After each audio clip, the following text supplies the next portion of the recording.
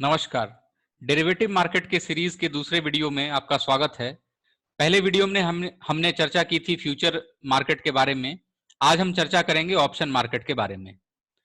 तो आज इस वीडियो के माध्यम से हम जानेंगे कि ऑप्शन मार्केट होता क्या है। बेसिक्स के बारे में डिटेल में हम आज चर्चा करेंगे ऑप्शन मार्केट के बारे में। तो सबसे पहले अगर ऑप्शन मार्केट के बारे में बात करूं तो ऑप्शन मार्केट बेसिकली एक इस तरीके का मार्केट है जिसमें हम प्रीमियम के तौर पे ट्रेड करते हैं। यानी कि सबसे पहले हमें यह समझने की जरूरत है कि प्रीमियम क्या होता है। उदाहरण के तौर पे हम इंश्योरेंस का एक उदाहरण लेते हैं। अगर हम किसी भी कंपनी का मेडिकल इंश्योरेंस लें या फिर लाइफ इंश्योरेंस लें तो हमें प्रीमियम के तौर पे कुछ अमाउंट पे करना पड़ता है। जो भी अमाउंट हम पे करते हैं उसको हम प्रीमियम कहते हैं। अगर मैं बात करूं कि अगर मैंने कोई इंश्योरेंस लिया है हेल्थ इंश्योरेंस, और उस हेल्थ इंश्योरेंस के लिए कवर मैंने 5 लाख रुपए का लिया है और मेरी उम्र अगर 35 साल की है, तो इसके अकॉर्डिंग मेरा एक कैलकुलेशन होगा और एक प्रीमियम निकल के आएगा कि मिनिमम मुझे प्रीमियम कितना पे करना पड़ेगा।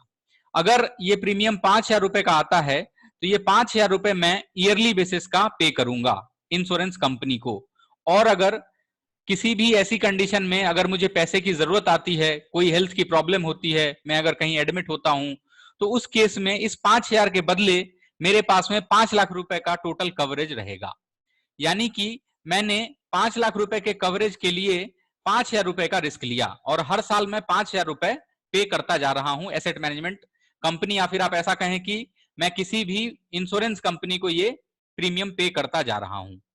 तो इसको हम कहते हैं प्रीमियम। कुछ इसी तरीके का लॉजिक जो है वो ऑप्शन मार्केट में भी होता है। जनरली ऑप्शंस जो होते हैं वो दो तरीके के होते हैं। पहला जो होता है वो होता है कॉल ऑप्शन और दूसरा जो होता है वो होता है पुट ऑप्शन।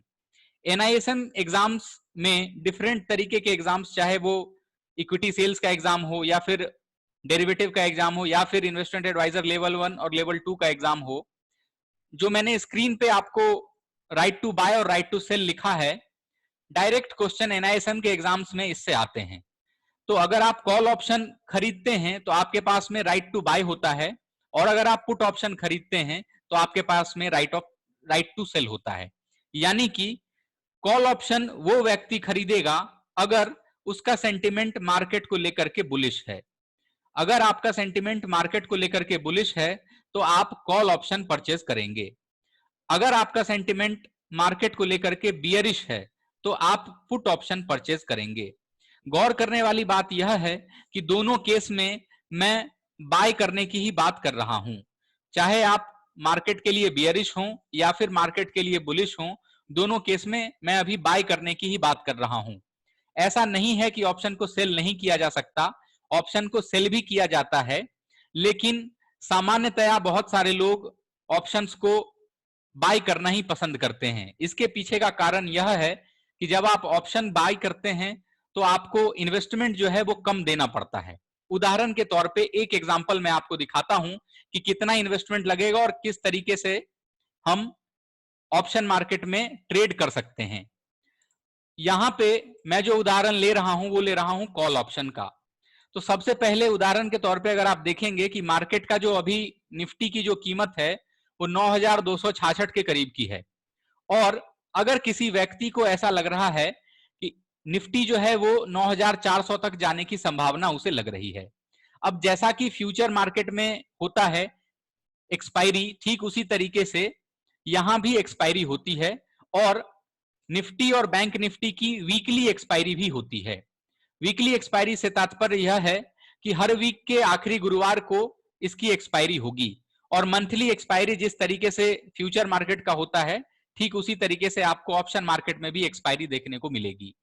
तो यहाँ पे 9,400 को हम ऑप्शन की भाषा में स्ट्राइक प्राइस बोलते हैं। स्ट्राइक प्राइस से मतलब बस इतना है कि किस प्राइस पे आप एग्रीमेंट कर रहे हैं। अगर आपको लग रहा है कि निफ्टी जो है वो 9,400 तक जा सकता है तो आप 9,400 का कॉल ऑप्शन खरीदेंगे। जैसा कि मैंने आपको बताया कि कॉल ऑप्शन हम तब परचेज करते हैं जब हमारा सेंटिमेंट बुलिश होता है।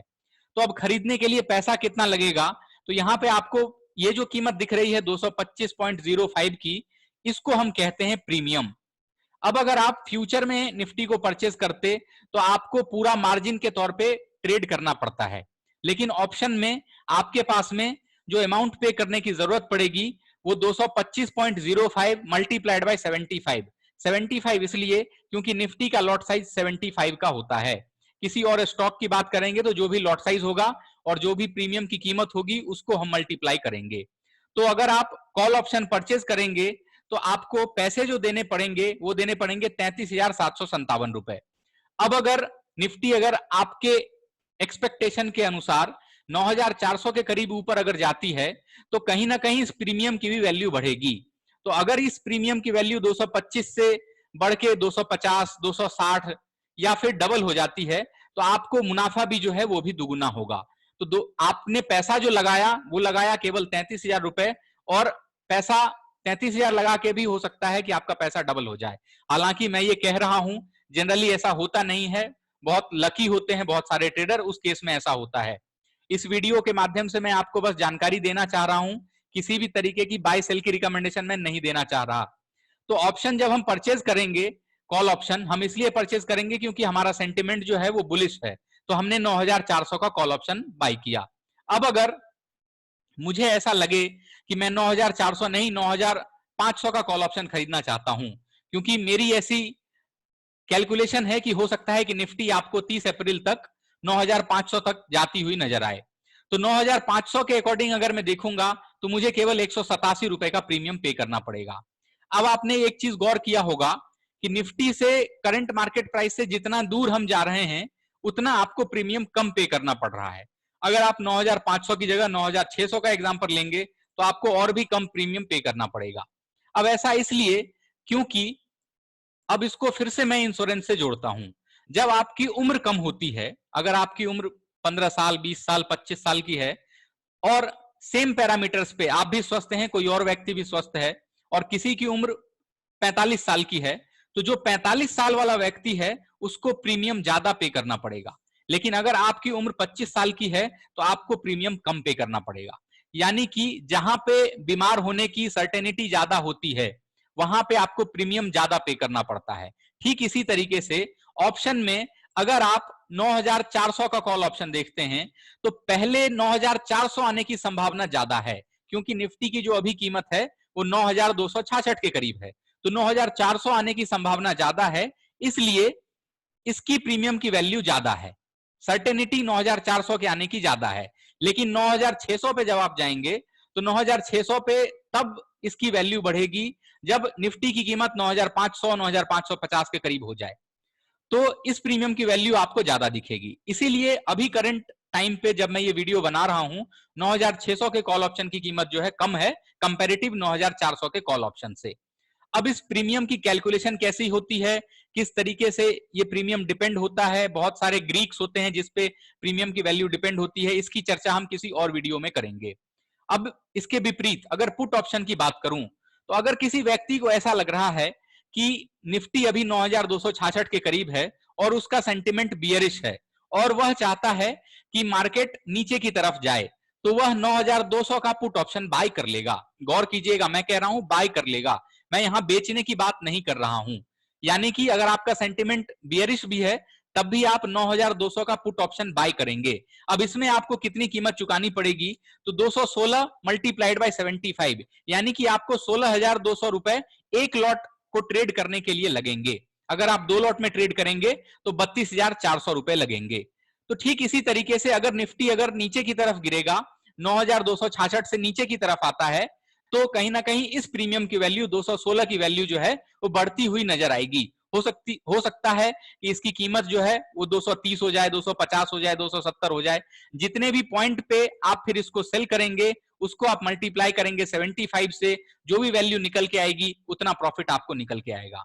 तो ऑप्शन मार्केट में बेसिक्स यही होते हैं। एक्सपायरी इसमें भी होती है, लेकिन निफ्टी और बैंक निफ्टी की वीकली एक्सपायरी भी इसमें होती है। तो मेजर जो ऑप्शन का पॉइंट है वो यही है कि आपको यह ध्यान रखना है कि 2 तरीके के ऑप्शन होते हैं। पहला होता है कॉल ऑप्शन और दूसरा होता है पुट ऑप्शन। जो कॉल ऑप्शन होता है उसके पास में राइट टू बाय होता है और जो पुट ऑप्शन होता है उसके पास में राइट टू सेल होता है। ऑप्शन आप सेल भी कर सकते हैं। तो मेजर जो पॉइंट है ऑप्शन में वो यही 4-5 चीजें हैं। सबसे पहला स्ट्राइक प्राइस, स्ट्राइक प्राइस के इंटरवल्स, लॉट साइज, एक्सपायरी की डेट क्या है। अब जो अमेरिकन और यूरोपियन ऑप्शन की बात है तो इंडिया में अमेरिकन ऑप्शन नहीं चलता, इंडिया में यूरोपियन ऑप्शन चलता है। इसीलिए हम कॉल ऑप्शन को शॉर्ट फॉर्म में सी बोलते हैं और पुट ऑप्शन को शॉर्ट फॉर्म में पी बोलते हैं। ओपन इंटरेस्ट की चर्चा हम किसी और वीडियो में करेंगे। डिटेल एनालिसिस ओपन इंटरेस्ट के बारे में मैं आपको बताऊंगा। हालांकि ये एनआईएसएम से रिलेटेड पॉइंट नहीं है, लेकिन ट्रेडिंग से रिलेटेड पॉइंट ओपन इंटरेस्ट होता है, इसको लेकर के किसी और वीडियो में चर्चा करेंगे। तो ऑप्शन की अगर बात करूं तो बहुत सारी चीजें होती हैं ऑप्शन में। सबसे पहला अंडरलाइंग इंस्ट्रूमेंट। अगर आपने मेरा वीडियो फ्यूचर वाला नहीं देखा है तो आप फ्यूचर वाला वीडियो देखिए, अंडरलाइंग इंस्ट्रूमेंट की चर्चा मैंने वहां पे की है। तो अंडरलाइंग इंस्ट्रूमेंट से मतलब बस इतना है कि अगर आप निफ्टी के ऑप्शंस में ट्रेड कर रहे हैं तो निफ्टी के ऑप्शंस की जो वैल्यू है वो निफ्टी के स्पॉट के प्राइस के ऊपर डिपेंडेंट रहेगी। इंडेक्स ऑप्शन का मतलब यह है कि अगर आप निफ्टी और बैंक निफ्टी में ट्रेड करते हैं तो उसे हम इंडेक्स ऑप्शन कहेंगे। अगर आप किसी स्टॉक में ट्रेड करेंगे तो उसे हम स्टॉक ऑप्शन कहेंगे। बायर ऑफ एन ऑप्शन से मतलब यह है कि जो भी व्यक्ति ऑप्शन को खरीदेगा उसे हम बायर कहेंगे, और जो भी व्यक्ति ऑप्शन को बेचेगा उसे हम सेलर ना कह के राइटर बोलते हैं। एनआईएसएम में बहुत सारे क्वेश्चन आपको सीधे सीधे इससे रिलेटेड आएंगे कि ऑप्शन सेलर को हम क्या कहते हैं। तो ऑप्शन सेलर को हम राइटर बोलते हैं, इसको आपको ध्यान रखना है। प्रीमियम की चर्चा मैं ऑलरेडी कर चुका हूं, एक्सपायरी डेट की भी चर्चा मैं कर चुका हूं। गौर करने वाली बात बस इतनी है कि एक्सपायरी जो है वो निफ्टी और बैंक निफ्टी में वीकली एक्सपायरी भी होगी, महीने के आखिरी गुरुवार को भी एक्सपायरी होगी, और हर हफ्ते के आखिरी गुरुवार को एक्सपायरी होगी निफ्टी और बैंक निफ्टी के वीकली ऑप्शंस की। स्ट्राइक प्राइस वो प्राइस होता है जिस प्राइस पे एग्रीमेंट किया जाता है, और ओपन इंटरेस्ट की चर्चा हम किसी और वीडियो में करेंगे। अमेरिकन और यूरोपियन ऑप्शन में हमारे यहां जो ट्रेड होता है वो हम यूरोपियन ऑप्शन ट्रेड करते हैं, अमेरिकन ऑप्शन हम ट्रेड नहीं करते हैं। एनआईएसएम से रिलेटेड, इन्वेस्टमेंट एडवाइजर से रिलेटेड, एग्जाम से रिलेटेड जो भी ट्रेनिंग है वो हम प्रोवाइड करते हैं। चैप्टर वाइज शॉर्ट नोट्स अगर आप लेना चाहते हैं एनआईएसएम इन्वेस्टमेंट एडवाइजर लेवल 1 और लेवल 2 के लिए, तो इस वीडियो के डिस्क्रिप्शन बॉक्स में मैं आपको एक लिंक दे दूंगा, आप चाहें तो वहां से परचेज कर सकते हैं एनआईएसएम इन्वेस्टमेंट एडवाइजर लेवल 1 और लेवल 2 के शॉर्ट नोट्स। आप चाहें तो हमसे एनआईएसएम इन्वेस्टमेंट एडवाइजर लेवल 1 और लेवल 2 के लिए ट्रेनिंग भी ले सकते हैं।